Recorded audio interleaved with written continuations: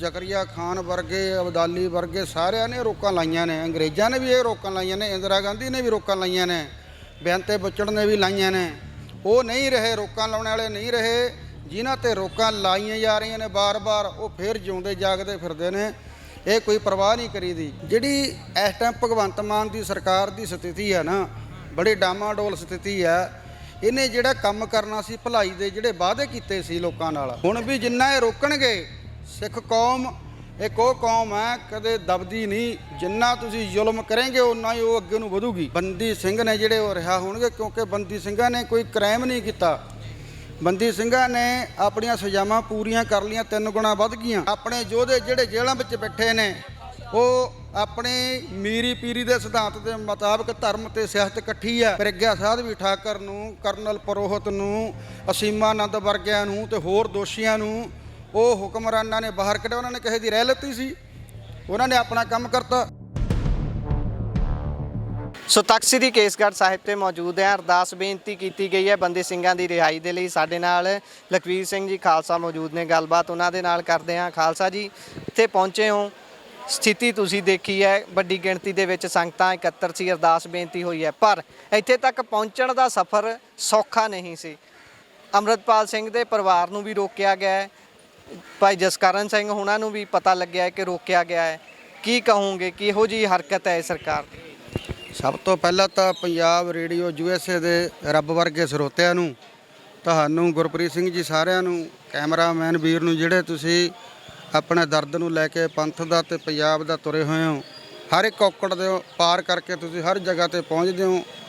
ਆਪਣੀ ਆਵਾਜ਼ ਜਿਹੜੀ ਥੱਲੇ ਦੱਬੀ ਹੈ ਉਹਨੂੰ ਉੱਪਰ ਉਠਾਉਣ ਲਈ ਸਾਰਿਆਂ ਨੂੰ ਵਾਹਿਗੁਰੂ ਜੀ ਕਾ ਖਾਲਸਾ, ਵਾਹਿਗੁਰੂ ਜੀ ਕੀ ਫਤਿਹ। ਦੇਖੋ, ਜਦੋਂ ਔਰੰਗਜ਼ੇਬ ਨੇ ਰੋਕਾਂ ਲਾਈਆਂ ਸੀ, ਸਾਹਿਬ ਸ੍ਰੀ ਗੁਰੂ ਗੋਬਿੰਦ ਸਿੰਘ ਮਹਾਰਾਜ ਜੀ ਨੇ ਇਸੇ ਧਰਤੀ ਦੇ ਉੱਪਰ ਇਕੱਠ ਸੱਦਿਆ ਸੀ ਤੇ ਖਾਲਸਾ ਸਾਜਨਾ ਕੀਤੀ ਸੀ। ਉਸ ਟਾਈਮ ਵੀ ਇੰਨੀਆਂ ਰੋਕਾਂ ਲੱਗਣ ਦੇ ਬਾਵਜੂਦ 80,000 ਦਾ ਇਕੱਠ ਹੋਇਆ ਸੀ। ਤੇ ਉਸ ਤੋਂ ਬਾਅਦ ਜ਼ਕਰੀਆ ਖਾਨ वर्गे अब्दाली वर्गे ਸਾਰਿਆਂ ਨੇ ਰੋਕਾਂ ਲਾਈਆਂ ਨੇ। ਅੰਗਰੇਜ਼ਾਂ ਨੇ ਵੀ ਇਹ ਰੋਕਾਂ ਲਾਈਆਂ ਨੇ, ਇੰਦਰਾ ਗਾਂਧੀ ਨੇ ਵੀ ਰੋਕਾਂ ਲਾਈਆਂ ਨੇ, ਬੇਅੰਤੇ ਬੁੱਚੜ ਨੇ ਵੀ ਲਾਈਆਂ ਨੇ। ਉਹ ਨਹੀਂ ਰਹੇ, ਰੋਕਾਂ ਲਾਉਣ ਵਾਲੇ ਨਹੀਂ ਰਹੇ। ਜਿਨ੍ਹਾਂ ਤੇ ਰੋਕਾਂ ਲਾਈਆਂ ਜਾ ਰਹੀਆਂ ਨੇ ਬਾਰ-ਬਾਰ, ਉਹ ਫਿਰ ਜਿਉਂਦੇ ਜਾਗਦੇ ਫਿਰਦੇ ਨੇ। ਇਹ ਕੋਈ ਪਰਵਾਹ ਨਹੀਂ ਕਰੀਦੀ। ਇਹ ਤੁਸੀਂ ਦੇਖੋ, ਜਿਹੜਾ ਸਰਦਾਰ ਜਸਕਰਨ ਸਿੰਘ ਜੀ ਕਾਹਨ ਸਿੰਘ ਵਾਲਾ, ਜਿਹੜੇ ਕੌਮੀ ਪ੍ਰਧਾਨ ਨੇ ਸ਼੍ਰੋਮਣੀ ਅਕਾਲੀ ਦਲ ਅੰਮ੍ਰਿਤਸਰ ਫਤਿਹ ਦੇ, ਉਹਨਾਂ ਨੂੰ ਇੱਕ ਪਾਲਿਸੀ ਦੇ ਅਧੀਨ ਰਸਤੇ ਵਿੱਚ ਰੋਕਿਆ ਗਿਆ। ਉਹ ਆ ਕੇ ਮਖੂ ਦੇ ਨੇੜੇ ਸਿੰਘਾਂ ਪਾੜੀ ਪਿੰਡ ਦੇ ਵਿੱਚ ਘੇਰ ਲਏ ਗਏ ਸੀ। ਉੱਥੇ ਫਿਰ ਘਰ ਦੇ ਵਿੱਚ ਨਜ਼ਰਬੰਦ ਕਰ ਦਿੱਤੇ ਗਏ, ਕਿਉਂਕਿ ਉੱਥੋਂ ਅੱਗੇ ਚੱਲਣਾ ਸੀ। ਇਹ ਇੱਕ ਪੂਰੀ ਸੋਚੀ ਸਮਝੀ ਚਾਲ ਆ। ਸਰਕਾਰਾਂ ਡਰ ਜਾਂਦੀਆਂ ਹੁੰਦੀਆਂ ਨੇ ਤਾਂ ਇਹ ਕੰਮ ਕਰਦੀਆਂ ਹੁੰਦੀਆਂ ਨੇ, ਰੋਕੇ ਲਾਉਂਦੀਆਂ ਹੁੰਦੀਆਂ ਨੇ। ਸਾਡੇ ਤੇ ਵੀ ਰਾਤ ਦੀਆਂ ਰੇਡਾਂ ਪੈਂਦੀਆਂ ਨੇ। ਅਸੀਂ ਘਰੇ ਹੀ ਨਹੀਂ ਬੜੇ ਪਹਿਲਾਂ ਹੀ, ਕਿਉਂਕਿ ਸਾਨੂੰ ਪਤਾ ਸੀਗਾ, ਹਰ ਵਾਰ ਪਤਾ ਹੁੰਦਾ ਵੀ ਆਪਣੇ ਤੇ ਰੇਡਾਂ ਪੈਂਦੀਆਂ ਨੇ। ਜਿਹੜੀ ਇਸ ਟਾਈਮ ਭਗਵੰਤ ਮਾਨ ਦੀ ਸਰਕਾਰ ਦੀ ਸਥਿਤੀ ਹੈ ਨਾ, ਬੜੀ ਡਾਮਾਡੋਲ ਸਥਿਤੀ ਹੈ। ਇਹਨੇ ਜਿਹੜਾ ਕੰਮ ਕਰਨਾ ਸੀ ਭਲਾਈ ਦੇ, ਜਿਹੜੇ ਵਾਅਦੇ ਕੀਤੇ ਸੀ ਲੋਕਾਂ ਨਾਲ, ਇਹਨੇ ਵਾਅਦਾ ਕੀਤਾ ਸੀ। ਬੰਦੀ ਸਿੰਘਾਂ ਦਾ ਜਦੋਂ ਮੋਰਚਾ ਲੱਗਿਆ ਹੋਇਆ ਸੀਗਾ ਭਾਈ ਗੁਰਬਖਸ਼ ਸਿੰਘ ਵਾਲਾ, ਉਹਦੇ ਵਿੱਚ ਬੈਠ ਕੇ ਸੰਗਤਾਂ ਦੀ ਹਾਜ਼ਰੀ 'ਚ ਗੁਰੂ ਗ੍ਰੰਥ ਸਾਹਿਬ ਮਹਾਰਾਜ ਜੀ ਦੀ ਹਜ਼ੂਰੀ ਦੇ ਵਿੱਚ ਇਹਨੇ ਕਿਹਾ ਸੀ ਵੀ ਮੈਨੂੰ ਪਾਵਰ ਦਿਓ ਤੇ ਮੈਂ ਬੰਦੀ ਸਿੰਘਾਂ ਨੂੰ ਬਾਹਰ ਕਰਵਾਊਂਗਾ। ਇਹ ਤਾਂ ਕਹਿੰਦਾ ਕਾਨੂੰਨ ਦੇ ਦਾਇਰੇ ਦੇ ਵਿੱਚ ਹੈ ਵੀ ਉਹ ਬਾਹਰ ਆ ਸਕਦੇ ਨੇ, ਪਰ ਇਹ ਕਹਿੰਦਾ ਸੀ ਵੀ ਚਿੱਟੇ ਤੇ ਸਮੈਕ ਦੇ ਜਿਹੜੇ ਦੋਸ਼ੀ ਨੇ, ਵੱਡੇ ਤਸਕਰ ਨੇ, ਉਹਨਾਂ ਨੂੰ ਵੀ ਮੈਂ ਜੇਲ੍ਹਾਂ ਵਿੱਚ ਸੁੱਟੂੰਗਾ। ਗੁਰੂ ਗ੍ਰੰਥ ਸਾਹਿਬ ਮਹਾਰਾਜ ਜੀ ਦੇ ਦੋਸ਼ੀਆਂ ਨੂੰ ਸਜ਼ਾਵਾਂ ਦਿਵਾਊਂਗਾ। ਜਿਹੜੀ ਵਿਦਿਅਕ ਢਾਂਚਾ ਹੈ ਵਿਦਿਆਰਥੀਆਂ ਦਾ, ਉਹਨੂੰ ਮੈਂ ਵਧੀਆ ਸੁਹਿਰਦ ਤਰੀਕੇ ਨਾਲ ਲਾਗੂ ਕਰੂੰਗਾ ਤੇ ਫ੍ਰੀ ਕਰੂੰਗਾ। ਤੇ ਇਹਨੇ ਇਹ ਵੀ ਕਿਹਾ ਸੀ, ਸਿਹਤ ਸਹੂਲਤਾਂ ਬਾਰੇ ਵੀ ਕਿਹਾ ਸੀ। ਇੱਕ ਇਹਨੇ ਹੋਰ ਵੱਡੀ ਗੱਲ ਕਹੀ ਸੀ, ਇਹ ਕਹਿੰਦਾ ਸੀ ਵੀ ਜਿਨ੍ਹਾਂ ਕੋਲ ਮਾਲਕੀ ਨਹੀਂ ਹੈ ਮਕਾਨਾਂ ਦੀ ਜਾਂ ਕਿਸੇ ਵੀ ਪਲਾਟਾਂ ਦੀ, ਜਿਹੜੇ ਲਗਾਤਾਰ ਪਾਕਿਸਤਾਨ ਤੋਂ ਆਏ ਨੇ ਜਾਂ ਪਹਿਲਾਂ ਤੋਂ ਹੀ ਬੈਠੇ ਨੇ, ਉਹਨਾਂ ਨੂੰ ਮੈਂ ਮਾਲਕਾਨਾ ਹੱਕ ਦਊਂਗਾ। ਇਹਨਾਂ ਨੇ ਆਪਣੇ ਮੈਨੀਫੈਸਟੋ ਵਿੱਚ ਲਿਖਿਆ ਸੀ ਮੇਰਾ ਘਰ ਮੇਰੇ ਨਾਂ। ਪਰ ਹੁਣ ਤੁਸੀਂ ਜਾਣਦੇ ਹੋ ਉਹਦੇ ਤੇ ਵੀ ਇਹਨੇ ਜ਼ੁਲਮ ਕੀਤਾ। ਲਤੀਫਪੁਰੇ ਵਿੱਚ ਤੁਸੀਂ ਕਿੰਨਾ ਸਮਾਂ ਲਾਇਆ ਤੇ ਹੁਣ ਵੀ ਜਾ ਰਹੇ ਹੋ। ਲਤੀਫਪੁਰੇ ਦੇ ਲੋਕਾਂ ਨੂੰ ਹੱਕ ਤਾਂ ਕੀ ਦੇਣਾ ਸੀ, ਉਹਨਾਂ ਨੂੰ ਉਲਟਾ ਉਜਾੜ ਦਿੱਤਾ ਗਿਆ। ਤੇ ਇੱਥੇ ਵੀ ਅੱਜ ਜੇ ਆਪਾਂ ਅਰਦਾਸ ਕਰਨੀ ਸੀ, ਅਰਦਾਸ ਕਰਨ ਤੇ ਵੀ ਰੋਕਿਆ ਗਿਆ।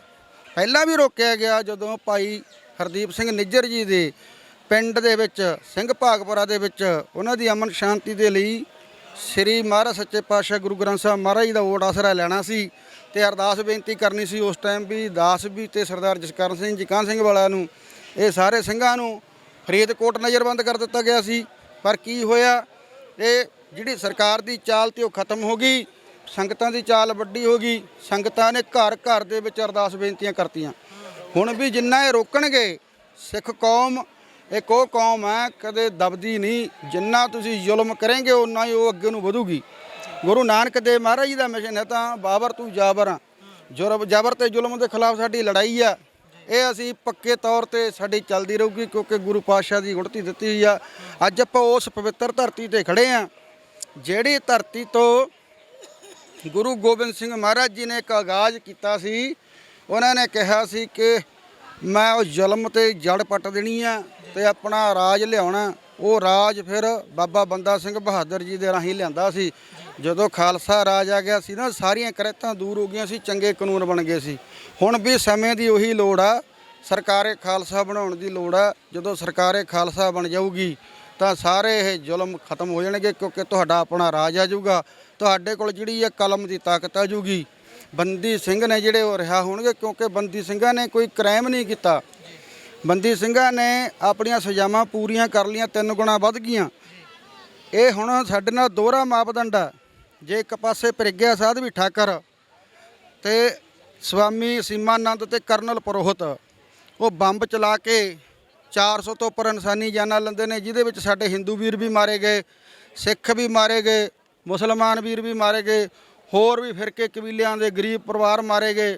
ਪਰ ਉਹਨਾਂ ਨੂੰ ਬਰੀ ਕਰਕੇ 2 ਸਾਲਾਂ ਦੇ ਵਿੱਚ ਮਨਿਸਟਰੀਆਂ ਦੇ ਦਿੱਤੀਆਂ ਗਈਆਂ ਸੀ।